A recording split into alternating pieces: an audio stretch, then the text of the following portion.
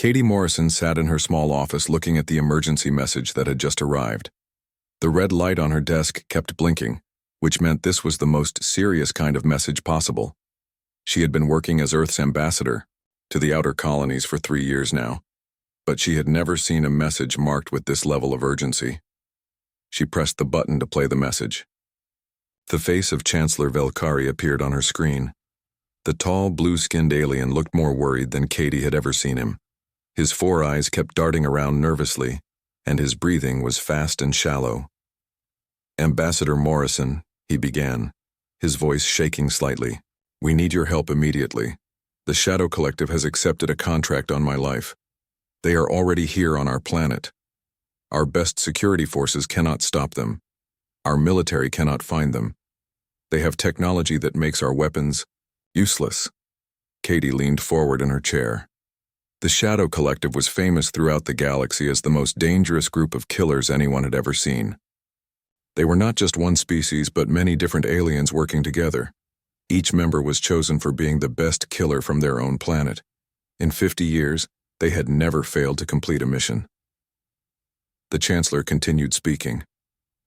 "They have told us they will kill me in exactly 72 hours. They want everyone to know they are coming. They want us to be afraid. Our people are hiding in their homes. Even our bravest soldiers are scared to patrol the streets."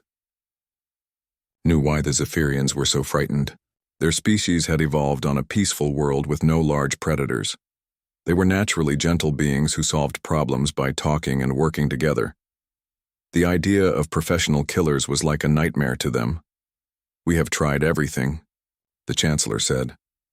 "We offered the Shadow Collective twice as much money to go away. They laughed at us. We asked other alien governments to help us negotiate. The Shadow Collective said they do not negotiate once they accept a contract. We even tried to evacuate me from the planet, but they followed our ships and forced us to turn back." The message paused as the Chancellor looked directly into the camera. "Ambassador Morrison, humans are known throughout the galaxy for finding solutions when everyone else has given up. Can you help us? We do not know what else to do." The message ended, and Katie sat back in her chair. She stared at the blank screen for several minutes, thinking about what she had just heard. The Shadow Collective had never failed a mission. They were equipped with the best weapons and technology from dozens of different worlds.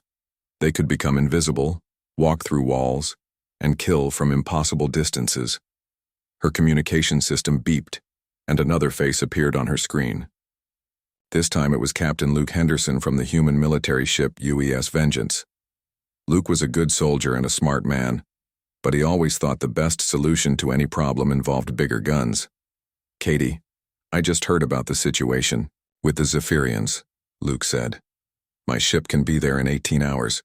We have enough firepower to level half their capital city if we need to. Just give me the word and we can blast these assassins into space dust." Katie shook her head. "Luke, these are not ordinary criminals. The Shadow Collective has fought against military forces before. They have shields that can stop your biggest weapons. They have technology that can make your targeting systems useless. If you attack them directly, you will just get yourself and your crew killed." Luke frowned. "Then what do you suggest? We cannot just let them murder the Chancellor. The Zephyrians are our allies. If we do not protect them, every other species in the galaxy will think humans cannot be trusted." Katie stood up and walked to her window. Outside, she could see the stars and the distant glow of the Zephyrian homeworld. She had spent months learning about their culture and their people. They were kind, intelligent beings who had never hurt anyone. They did not deserve to live in fear. "I have an idea," she said slowly. "But you are not going to like it." "What kind of idea?" Luke asked. Katie turned back to face the screen. "I am going to go to their planet. I am going to walk into the capital city where the assassins are waiting. I am going to find them, and I am going to make them surrender." Luke stared at her for a long moment. Then he started laughing. "Katie, that is the craziest thing I have ever heard. These are professional killers. They have technology that can make them invisible. They have weapons that can kill you from miles away. You would be walking into a death trap." "Maybe," Katie said calmly. Or maybe they have never met someone like me before. Someone like you? Katie, you are a diplomat. You solve problems by talking to people and signing papers. These assassins do not want to talk, they want to kill. Katie smiled. Luke, do you remember what I used to do before I became an ambassador? Luke thought for a moment. You were a teacher, right? Elementary school? That is right. I spent 8 years managing classrooms full of children. Do you know what I learned in those 8 years? What? I learned that the most dangerous situations are not the ones where people are trying to hurt you on purpose. The most dangerous situations are the ones where people are acting without thinking. A room full of excited 8-year-olds with scissors and glue sticks is more unpredictable than any battlefield. Luke shook his head. Katie, this is not a classroom. These are not children. No, they are not, Katie agreed. But they are still just people who have learned to be very good at one specific thing. The problem is that everyone they have ever fought has tried to beat them at their own game. Everyone has tried to be better killers than they are. And you think you can? No, Katie said. I think I can do something they have never seen before. I think I can do something that will confuse them so much that they will not know how to respond. Luke leaned forward on his screen. What are you planning to do? Katie walked back to her desk and started gathering her things. I am going to do exactly what I said. I am going to walk into their stronghold completely unarmed. No weapons, no armor, no backup, just me. That is suicide. Maybe. Or maybe it is the one thing they will never expect. The Shadow Collective has spent their entire careers dealing with people who are afraid of them. They know how to handle fear. They know how to use fear as a weapon. But what happens when they meet someone who is not afraid at all? Luke was quiet for a moment. You are really going to do this, are not you? Yes, Katie said. I am leaving in 1 hour. I should arrive at the Zephyrian homeworld in about 20 hours. That will give me plenty of time to find these assassins before their deadline. Katie, wait. At least let me send some of my people with you. They can stay back out of sight, but close enough to help if things go wrong. No, Katie said firmly. If they detect any kind of backup or support, it will ruin everything. This only works if I am completely alone and completely defenseless. The assassins need to see that I am not trying to fight them or trick them. They need to understand that I am doing something entirely different. Luke sighed. I think you are making a terrible mistake. But I know that look on your face. You have already made up your mind. I have, Katie said. Wish me luck. She ended the communication and finished packing her small bag. As she prepared to leave her office, she thought about the children she used to teach. They had taught her that sometimes the best way to handle a difficult situation was not to fight it or run from it, but to approach it with confidence and curiosity. The Shadow Collective was about to learn something new about humans. They were about to discover that the most dangerous person in any room might be the one who had no weapons at all. Katie Morrison's small transport ship dropped out of hyperspace above the Zephyrian homeworld. Through the front window, she could see the beautiful blue and green planet below. Under normal circumstances, the space around the planet would be busy with cargo ships and passenger transports. Today, the area was almost empty. Only a few military patrol ships moved slowly through the darkness. The communication system crackled to life. Human transport, this is Zephyrian Defense Control. You are entering a restricted zone. Please identify yourself and state your business. This is Ambassador Katie Morrison from Earth, she replied calmly. I am here to help with your current situation. There was a long pause. Ambassador, are you aware that the capital city is under threat from the Shadow Collective? We strongly advise you to stay on your ship and maintain a safe distance from the planet. Thank you for the warning, Katie said. But I need to land at the main spaceport. I have business in the city. Another pause. Longer this time. Ambassador, with respect, that is not possible. The Shadow Collective has made it clear that anyone who approaches the capital will be considered a target. We cannot guarantee your safety. Katie smiled. I understand. Please clear me for landing anyway. She could hear voices arguing in the background of the transmission. Finally, the controller spoke again. Ambassador, we are sending you landing coordinates for a military base outside the city. Our security forces can escort you to a safe location, where you can wait until the crisis is resolved. I appreciate the offer, Katie said, but I need to land at the civilian spaceport in the city center.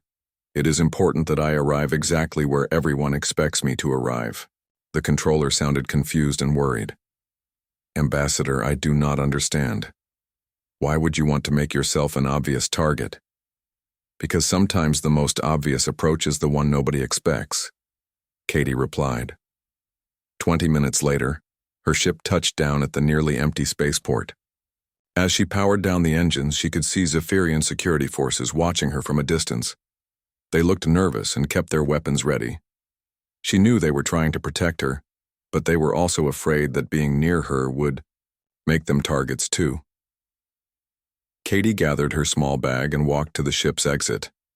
She was wearing simple diplomatic clothes, nothing special or protective. No armor, no shields, no hidden weapons. She looked exactly like what she was, a middle-aged, human woman going for a walk. As she stepped off her ship, a group of Zephyrian guards approached her quickly. Their leader, a tall female with bright blue skin, spoke in rapid, worried tones. Ambassador Morrison, you must come with us immediately. We have armored vehicles waiting. We can take you to the underground command center where you will be safe. Katie shook her head gently. Thank you, but I need to walk to the government building. It is only about 2 miles from here, correct? The guard commander looked shocked. Ambassador, you cannot walk through the city. The assassins are out there. They have taken positions throughout the central district. Our scouts report at least 12 different locations where they might be hiding. I know, Katie said. That is exactly why I need to walk. If I hide in your vehicles or travel underground, they will never see me coming. But I want them to see me. I want them to watch me approach. But they will kill you, the commander said desperately. Katie looked at the worried faces of the guards around her. These were brave soldiers who had volunteered to protect their world, but they were dealing with something beyond their experience. They were used to enemies they could see and fight. The Shadow Collective was like fighting ghosts. Commander, Katie said softly, has anyone ever walked toward the Shadow Collective before? Has anyone ever approached them without weapons or tricks or backup plans? The commander thought for a moment. No, Ambassador. Everyone who has faced them has tried to fight them or hide from them. Then they have never seen what I am about to do. They have no experience with this situation. That gives me an advantage. Katie started walking toward the city center. Behind her, she could hear the guards talking quickly in their own language. She knew they wanted to follow her, but their orders were to stay back and not interfere with whatever the human ambassador was planning. The streets were completely empty. All the Zephyrian civilians had locked themselves in their homes when they heard the Shadow Collective was coming. The only sounds were Katie's footsteps on the pavement and the distant hum of patrol ships flying overhead. As she walked, Katie knew she was being watched. The Shadow Collective would have sensors and cameras monitoring every approach to the government district. By now, they would have detected her ship landing and seen her leaving the spaceport. They would be trying to figure out what kind of trap she was setting. She passed abandoned shops and empty restaurants. Normally, this part of the city would be full of people walking, talking, and going about their daily business. Today, it felt like a ghost town. The only signs of life were the electronic billboards that still displayed their advertisements, and the security cameras that followed her movement. Katie walked steadily, not too fast and not too slow. She kept her hands visible and her posture relaxed. Everything about her body language said that she was not trying to sneak up on anyone or hide her intentions. She was simply a person walking down a street. 6 blocks from the spaceport, she felt the first watcher. Somewhere in the buildings around her, someone was studying her through advanced targeting equipment. She could not see them, but she could sense their attention like a weight on her shoulders. She knew that invisible crosshairs were probably centered on her head right now. Katie did not change her pace or look around nervously. Instead, she smiled slightly and continued walking. She had dealt with much more intimidating situations than this. She remembered the time Tommy Peterson had brought a snake to class in his backpack, or when the fire alarm had gone off during a thunderstorm, and she had to keep 30 scared children calm and organized. 8 blocks from the spaceport, she felt the second watcher. This one was different from the first. The attention felt more intense, like someone was trying to look inside her mind instead of just watching her body. She knew this was probably a psychic species trying to read her thoughts and emotions. Katie thought about her lesson plans for next semester and wondered if she should add more science projects to the curriculum. She considered whether the school cafeteria would serve pizza on Friday, and she remembered that she needed to pick up her dry cleaning when she got back to Earth. She filled her mind with completely ordinary thoughts while continuing to walk forward. 10 blocks from the spaceport, she stopped at a street intersection and looked around calmly. She could see the government building in the distance, a tall structure with beautiful curved walls that reflected the afternoon sunlight. It was still about a mile away. She also knew that she was now completely surrounded by some of the most dangerous beings in the galaxy. The Shadow Collective had positioned themselves throughout this area, and she was walking directly through their trap. Katie took a deep breath and spoke in a clear, conversational voice that would be easily picked up by any listening devices. "I know you are watching me," she said to the empty street. "I know you are confused about what I am doing. That is good. Confusion means you are thinking about things in a new way. I want you to think about this. I am not afraid of you. I am not trying to fight you or trick you. I am just walking to a meeting and you happen to be in the way." She started walking again, her footsteps echoing off the empty buildings. "The reason I am not afraid," she continued in the same calm voice, "is not because I think I am stronger than you or smarter than you. It is because I represent something you have never encountered before. You have spent your careers dealing with people who see you as the most dangerous thing in their universe. But where I come from, you would be considered an interesting challenge, not an impossible threat." Katie could feel more watchers now. The number of people observing her was growing as word spread through the Shadow Collective's communication network. She was approaching the heart of their territory, and they were trying to decide what to do about this strange human who was ruining all their carefully made plans. As she walked past a small park, she added, "I taught school for 8 years before I became a diplomat. Do you know what the most important lesson was that my students taught me? They taught me that the scariest person in any room is not the one who shouts the loudest or carries the biggest weapon. The scariest person is the one who stays calm when everyone else is panicking." She was now only half a mile from the government building. Ahead of her, she could see the plaza where the main entrance was located. She knew that the most dangerous members of the Shadow Collective would be waiting for her there. Katie Morrison smiled and kept walking forward, her footsteps steady and sure on the empty street. In a building 3 blocks away, Vexthal crouched behind his advanced targeting scope. The Chronari assassin had killed over 200 beings across 40 different star systems. His forearms moved with perfect precision as he adjusted his weapon settings. His compound eyes could see across 17 different light spectrums, and his targeting computer could calculate wind speed, gravity effects, and atmospheric density in milliseconds. But as he watched the human woman walking steadily down the empty street, his targeting system kept giving him error messages. Not because of any technical problems, but because the target was behaving in ways that made no sense to his combat programming. Every target Vexthal had ever hunted had followed predictable patterns. They tried to hide, or they tried to run, or they tried to fight. They moved in zigzag patterns to avoid being shot. They stayed close to cover. They brought weapons and bodyguards and backup plans. This human was doing none of those things. She walked in a perfectly straight line down the middle of the street. She made no attempt to hide or seek cover. She carried no weapons that his scanners could detect. She was either completely insane or she knew something that he did not. Vexthal had survived as long as he had by trusting his instincts. Right now, every instinct he possessed was screaming at him to be careful. His species had evolved as hunters, on a world full of dangerous predators. They had learned to recognize when something that looked harmless might actually be the most dangerous thing in the area. The human looked harmless. But harmless things did not walk calmly through areas controlled by the Shadow Collective. Harmless things did not speak confidently to hidden assassins as if they were addressing misbehaving children. 2 buildings over, Kelmos pressed his scaled fingers against his temples. and focused his psychic abilities on the approaching human.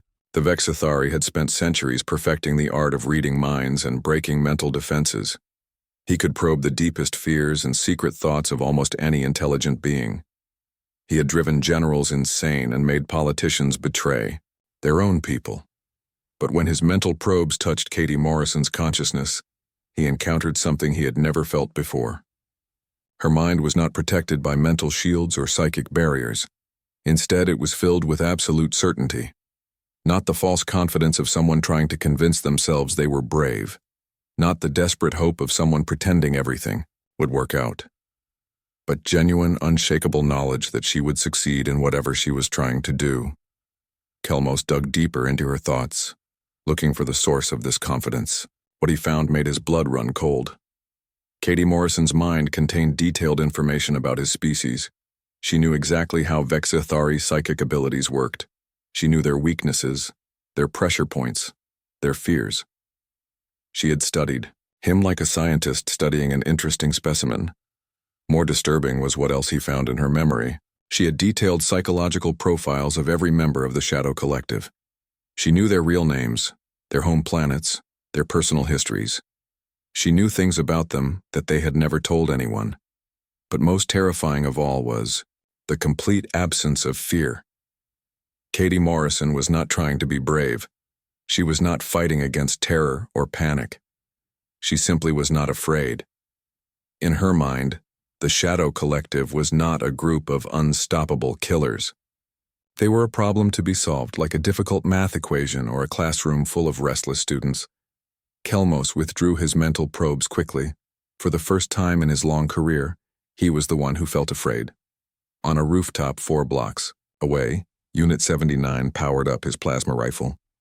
The cybernetically enhanced Texkari had been built for one purpose: eliminating targets from impossible distances. His mechanical body contained the most advanced targeting systems that technology could create. His weapon could punch through starship armor from 800 meters away. Unit 79's optical sensors locked onto the human as she walked past a small fountain in the center of the street. His targeting computer calculated trajectory, wind speed, and atmospheric interference. All systems showed green, perfect shot, impossible to miss. But as his finger moved toward the trigger, Katie Morrison stopped walking. She turned and looked directly at his position on the rooftop. She could not possibly see him through his camouflage system. His stealth technology made him invisible to every known form of detection, yet she was looking right at him, and she was smiling. Katie Morrison raised her hand and gave him a small, friendly wave, as if she was greeting a neighbor across the street. Then she spoke in a voice loud enough for his audio sensors to pick up clearly. "Hello there," she said pleasantly. "I know you are trying to decide whether to shoot me or not. I want you to consider something before you make that choice. If you pull that trigger, you will start a war between your people and mine. Not a battle or a conflict, but an actual war. Is completing this contract worth becoming responsible for the deaths of millions of beings?" Unit 79's combat programming began generating error codes.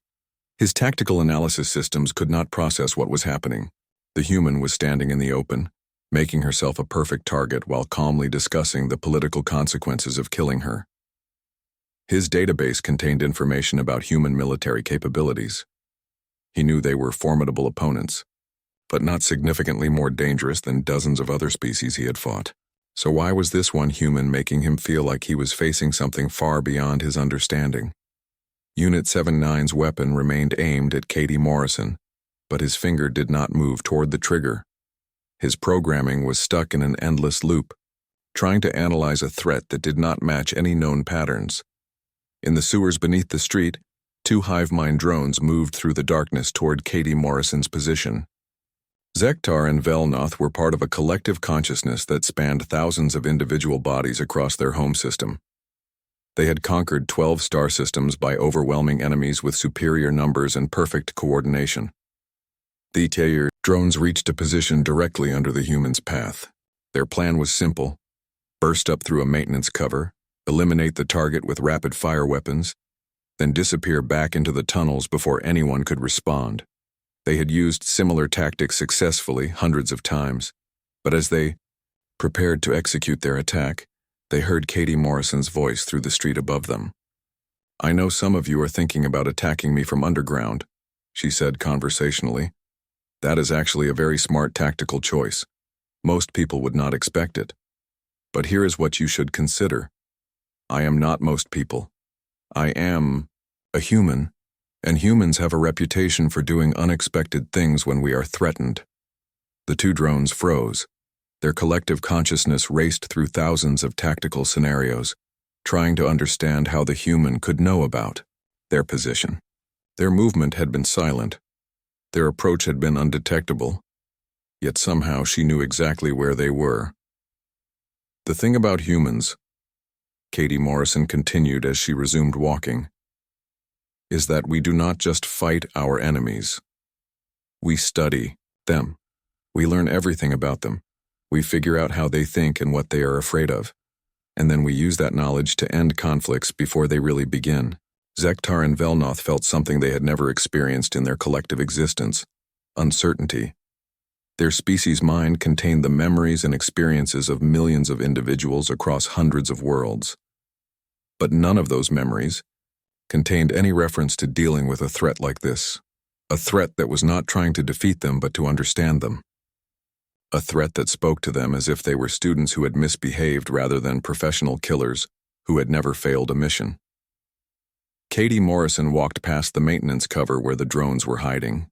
As her footsteps faded into the distance, Zektar and Velnoth remained motionless in the darkness below. For the first time in their species' history, hive mind drones had hesitated to complete a mission. Throughout the government district, similar scenes were playing out. Professional killers who had never known fear were experiencing doubt. Beings who had built their reputations on being unstoppable were discovering what it felt like to encounter someone who treated them as merely interesting rather than terrifying. Katie Morrison continued walking toward the government building, leaving behind her a growing network of confused and shaken assassins. She had not fired a single shot or made a single threat. She had simply walked forward with the calm confidence of someone who knew exactly what she was doing. And for the first time in 50 years, the Shadow Collective was beginning to understand that they might have accepted a contract they could not complete. The plaza surrounding the government building was now visible ahead. Katie Morrison could see the tall spires and curved walls of the Zephyrian Council chambers. She knew that the most dangerous members of the Shadow Collective would be waiting for her there. But she also knew that word was already spreading through their communication network. The impossible human who was not afraid of them was almost at her destination, and none of them knew what to do about it. The emergency communication channel used by the Shadow Collective had never carried so much traffic. Assassins who normally worked in complete silence were now talking to each other in urgent, confused voices. "The human knows we are here," Vexthal reported from his sniper position. She looked directly at Unit 79's location. That should be impossible with his stealth system. "She knew about our underground approach," came the reply from the hive mind drones. "She spoke about it before we had even moved into final position. How could she know?" Kelmos, the Vexithari scion, had been quiet for several minutes. When he finally spoke, his voice was shaky. "I probed her mind. She has detailed files on all of us. She knows our real names, our home planets, our personal histories. She knows things we have never told anyone." There was a long silence on the communication channel. The Shadow Collective had built their reputation on being mysterious and unknowable. They were ghosts who appeared, completed their missions, and vanished without leaving traces. The idea that someone had studied them so thoroughly was deeply disturbing. "How is that possible?" asked Nixara, a shape-shifting assassin who was currently disguised as a street vendor's cart. "We have covered our tracks perfectly. Our identities are protected by the best security systems in the galaxy. Apparently not from humans," Kelmos replied. "This Katie Morrison has information that should not exist. But more than that, she is not afraid of us at all. In her mind, we are not dangerous killers. We are just another problem for her to solve." Unit 79's mechanical voice crackled over the channel. "My combat programming cannot process her behavior. She stands in the open, makes herself a perfect target. then discusses the political consequences of killing her. My tactical systems are generating error codes. Katie Morrison had now reached the outer edge of the government plaza.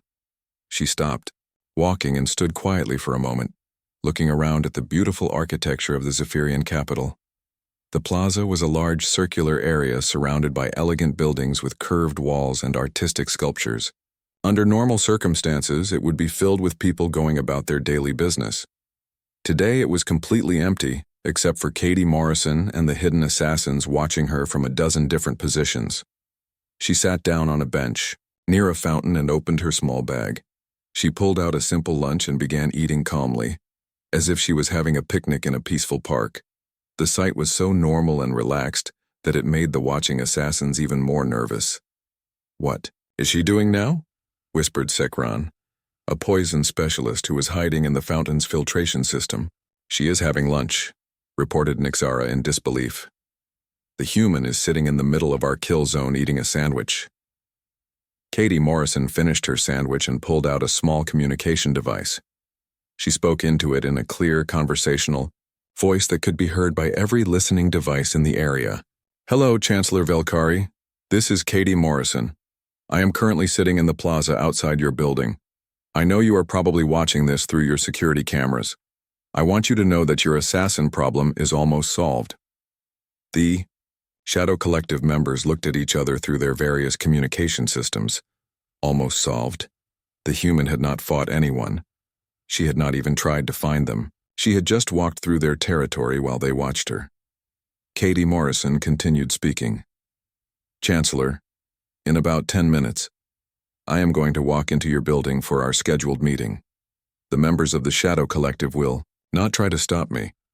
In fact, I believe several of them are going to abandon their positions in the next few minutes." "Impossible," growled Torvex, a massive warrior from a heavy-gravity world. He was hiding behind a pillar near the building entrance, armed with weapons that could punch through tank armor. "We do not abandon missions. We complete contracts."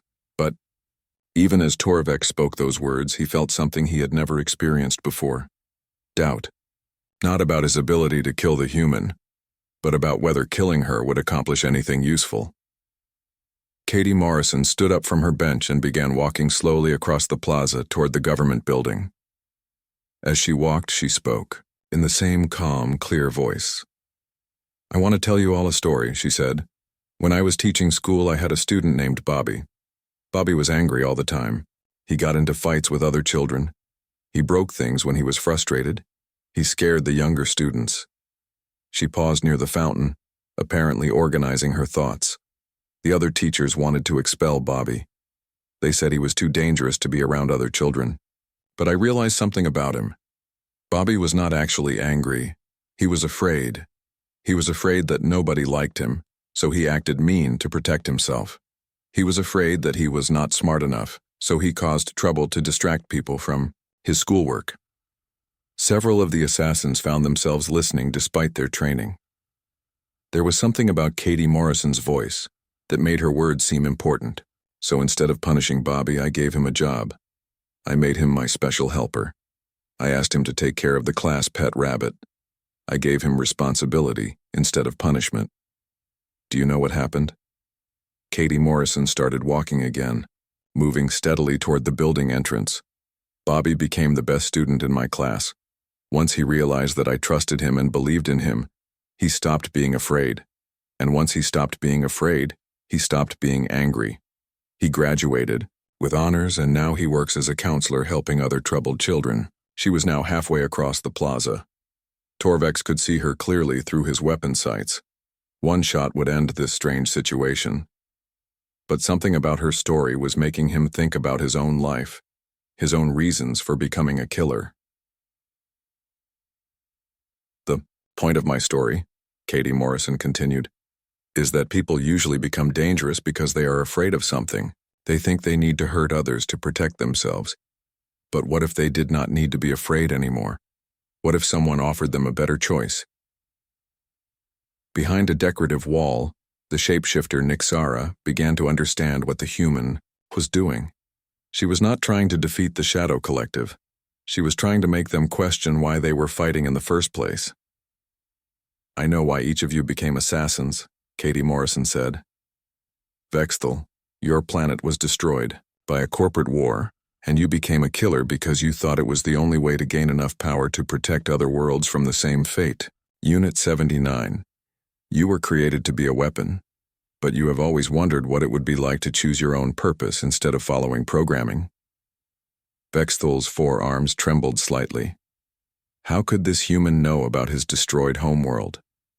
That information was classified at the highest levels of galactic government. Kelmos, you use your psychic abilities to hurt people because your own people rejected you for being different. The hive mind drones work as killers because their collective consciousness believes that violence is the only way to ensure their species' survival. One by one, Katie Morrison spoke directly to each member of the Shadow Collective, describing their personal histories and motivations with impossible accuracy. But she did not speak with the cold voice of someone reciting intelligence files. She spoke with the warm, understanding tone of a teacher who genuinely cared about her students. You are all very good at what you do, she said as she approached the steps of the government building. But you do not have to do it anymore.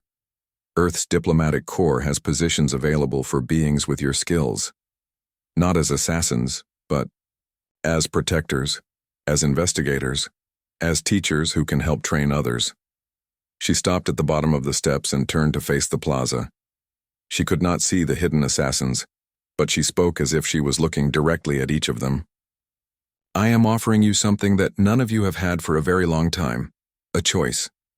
You can complete this contract and continue living as killers until someone eventually kills you, or you can walk away from this life and discover what it feels like to help people instead of hurting them. Katie Morrison climbed the first few steps toward the building entrance. I am going inside now to meet with Chancellor Velkari. If any of you want to shoot me in the back as I walk away, you can try, but I do not think you will. She paused and looked back over her shoulder. Because deep down, all of you are tired of being afraid. You are tired of being alone. You are tired of being the monsters in everyone else's nightmares. I am offering you a chance to be something better. Katie Morrison turned and walked up the remaining steps. As she reached the entrance to the government building, something unprecedented happened in the 50-year history of the Shadow Collective. 3 of their members quietly left their positions and began walking away from the plaza. They did not announce their departure or explain their decision. They simply decided that they had heard enough, and that maybe it was time to find out what it felt like to not be afraid anymore. The remaining assassins watched in shock as their teammates abandoned the mission. For the first time ever, the Shadow Collective was falling apart not because of superior firepower or tactical defeat, but because someone had offered them something they wanted more than money or reputation. They had been offered hope. Katie Morrison walked through the elegant hallways of the Zephyrian government building. Her footsteps echoed softly on the polished floor. She passed beautiful artwork and tall windows that let in the afternoon sunlight. Under normal circumstances, these halls would be busy with government workers and visitors. Today they were empty except for a few nervous security guards who watched her from a distance. The guards did not try to stop her or escort her. They had received orders from Chancellor Velkari himself. Let the human ambassador go wherever she wanted to go. No one understood what Katie Morrison was trying to accomplish, but so far, her impossible plan seemed to be working. As Katie Morrison approached the main council chamber, she could hear voices inside. Not the calm musical voices of Zephyrians, but harsh, unfamiliar sounds. She knew that the remaining members of the Shadow Collective had taken Chancellor Velkari hostage in his own meeting room. She paused outside the large wooden doors and took a deep breath. This was the moment that would determine whether her plan succeeded or failed. Inside that room were the 3 most dangerous assassins in the galaxy. They had weapons that could kill her instantly. They had nothing left to lose. But Katie Morrison had spent 8 years dealing with upset children, worried parents, and difficult school administrators. She had learned that the most important moment in any confrontation was not when you showed how strong you were, but when you showed that you understood what the other person really needed. She knocked gently on the door. "Come in," said a cold voice from inside. "But keep your hands where we can see them." Katie Morrison opened the door and stepped into the council chamber. It was a beautiful room with a high ceiling and curved walls decorated with Zephyrian art. In the center of the room was a large circular table where the government leaders normally held their meetings. Chancellor Velkari sat in his usual chair, but his 4 eyes were wide with fear. Standing behind him were 3 figures that Katie Morrison recognized from her intelligence files. These were the leaders of the Shadow Collective, the ones who had never failed a mission and never shown mercy to their targets. The first was a tall, thin creature with silver skin and 6 arms. This was the Whisper, the most feared assassin in the galaxy. No one knew his real name or what species he belonged to. He had killed kings and generals across dozens of star systems. The second was a massive, heavily armored figure with glowing, red eyes. This was Drakmor, a warrior from the war-torn Keldor system. He carried weapons that could destroy entire buildings, and his armor could withstand direct hits from military starships. The third was the most unusual of all. She appeared to be a young humanoid female with pale blue skin and silver hair, but Katie Morrison knew this was an illusion. This was Nythera, a being made of pure energy who could take any form she chose. She had once killed an entire planetary council by appearing as their most trusted advisor. All 3 assassins had their weapons pointed at Chancellor Velkari. They turned to look at Katie Morrison as she entered the room, but they did not lower their weapons or change their positions. "So," said the Whisper in his cold, emotionless voice, "you are the human who has been causing so much trouble. You do not look like much." Katie Morrison smiled and closed the door behind her. "Thank you for agreeing to meet with me. I know this is not how you usually conduct business." The Whisper tilted his head slightly. "You speak as if this is a negotiation. This is a hostage situation. We have taken the Chancellor prisoner. If you attempt to interfere, we will kill him." "I understand," Katie Morrison said calmly. "But I think we should talk about what happens after you kill him." Drakmor's red eyes flashed angrily. "After we complete our mission, we leave this planet and collect our payment. That is how contracts work." Katie Morrison walked slowly toward the conference table, keeping her hands visible. "Actually, I think you should consider what will happen to each of you personally. Drakmor, if you kill Chancellor Velkari, the human government will classify you as a terrorist threat. Every human ship, every human colony, every human ally will be looking for you. You will spend the rest of your life running and hiding." Drakmor's weapon remained steady, but Katie Morrison could see uncertainty in his glowing eyes. "Nythera," Katie Morrison continued, "your people have been trying to establish diplomatic relations with Earth for 3 years. If you complete this contract, that will never happen. Your species will be marked as hostile, and humans will develop technology specifically designed to detect and contain energy beings like yourself." The pale blue figure shimmered slightly, as if Nythera was struggling to maintain her chosen form. Katie Morrison turned to face the Whisper. "And you have the most to lose of all. You have built your reputation on being mysterious and unknowable. But humans have already identified your species and your home planet. If you kill the Chancellor, your real identity will be broadcast across every communication network in the galaxy. You will no longer be the Whisper. You will just be another fugitive with a price on his head." The Whisper's 6 arms remained perfectly still, but Katie Morrison could sense his shock. His true identity was supposed to be the most closely guarded secret in the underworld. "How?" he asked simply. "Because humans are very good at finding information when we need to," Katie Morrison replied. "We have been studying the Shadow Collective for months. We know who you really are, where you come from, and why you started killing people in the first place." She walked around the table slowly, staying out of direct line of fire but moving closer to the 3 assassins. "But more importantly, we know that none of you actually want to be here. The Whisper, you became an assassin because your planet's government was corrupt and you thought violence was the only way to create change. Drakmor, you started fighting because your world was destroyed in a war, and you blamed yourself for not being strong enough to protect your family. Nythera, your people rejected you because they feared your abilities, so you decided to prove them right by becoming something to be afraid of. Chancellor Velkari looked confused. He did not understand why Katie Morrison was having a therapy session with the beings who were threatening to kill him. "You are all tired," Katie Morrison continued. "You are tired of being alone. You are tired of being feared. You are tired of living lives where the only purpose is causing pain. I'm offering you a different choice." She reached into her bag and pulled out 3 data tablets. These contain job offers from the Earth Diplomatic Corps. Real jobs, with real purposes, working to protect people instead of killing them. You would be helping to prevent the kinds of tragedies that turned you into killers in the first place. Katie Morrison placed the tablets on the conference table and stepped back. The whisper, "We need someone with your skills to investigate corruption in galactic governments. Instead of killing corrupt officials, you could expose them and help honest leaders take their place. Drakmore, we need someone with your combat experience to train security forces that protect civilian populations. Nythara, we need someone with your unique abilities to help us communicate with energy-based life forms that we have never been able to understand before." The 3 assassins looked at the tablets, then at each other, then back at Katie Morrison. "Why?" asked Nythara. Her voice was soft and confused. "Why would you offer us this? We came here to kill someone you care about." Katie Morrison's expression became gentle and warm.